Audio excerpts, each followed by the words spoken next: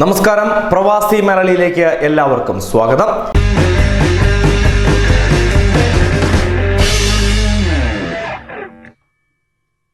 അബുദാബിയിലുള്ള ഡ്രൈവർമാർ ഒന്ന് ശ്രദ്ധിക്കേണ്ട സമയം അതിക്രമിച്ചിരിക്കുകയാണ്. കാരണം ഓരോ നിമിഷവും ഇവിടുത്തെ നിയമങ്ങൾ മാറി മറിഞ്ഞൊക്കെ വരുന്നുണ്ട്. പക്ഷേ ഇപ്പോൾ വന്നിരിക്കുന്ന ഈ നിയമം ചിലപ്പോൾ നിങ്ങളെ കുടുക്കാൻ സാധ്യതയുണ്ട്. ബുധനാഴ്ച മുതൽ അബുദാബിയിലെ റഡാറുകൾ മറ്റൊരു ട്രാഫിക് നിയമലംഘനത്തിന് ഡ്രൈവർമാരെ പിടികൂടുമെന്നുള്ളതാണ് ആ വാർത്ത.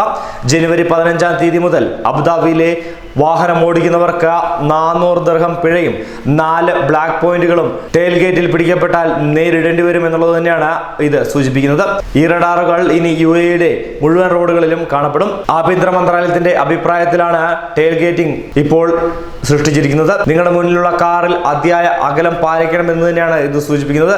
വേഗതയേറിയ പാതയിലെ വേഗത കുറഞ്ഞ ഡ്രൈവർമാർ വൈകി ഓടുന്നത് അല്ലെങ്കിൽ ട്രാഫിക് നിയമങ്ങളെ കുറിച്ച് അറിവില്ലാത്തവർക്ക് വളരെയധികം ആക്സിഡന്റ് ഉണ്ടാകുന്ന സാഹചര്യങ്ങളാണ് ഉണ്ടായത്.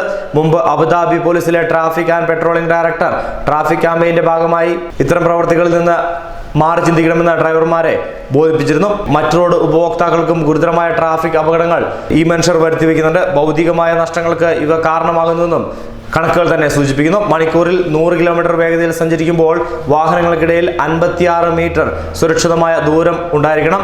ഇത്തരത്തിൽ കൃത്യമായ അകലം പാലിച്ചു പോകുന്നവരാണ് നല്ല ഡ്രൈവർ എന്നാണ് ട്രാഫിക് വിദഗ്ധർ അഭിപ്രായപ്പെടുന്നത്. 2020 ജനുവരി 15 മുതൽ tailgating smart detection system സജീവമാകുമെന്ന് അബുദാബി പോലീസും അറിയിച്ചു കഴിഞ്ഞു.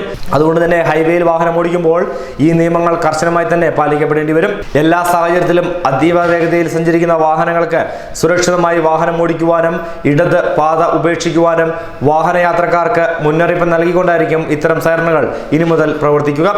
നിശ്ചിത വേഗത പരിധിയേക്കാൾ വളരെ വേഗതയിൽ വാഹനം ഓടിക്കരുതെന്നും കർശനമായ നിർദ്ദേശം പോലീസ് നൽകിയിട്ടുണ്ട്. എന്തായാലും അബുദാബിയിൽ വാഹനം ഓടിക്കുന്ന എല്ലാവർക്കുമുള്ള ഒരു മുന്നറിയിപ്പ് കൂടിയായി ഈ വാർത്ത കണക്കാക്കുക. ന്യൂസ് ഡെസ്ക് പ്രവാസി മലയാളി.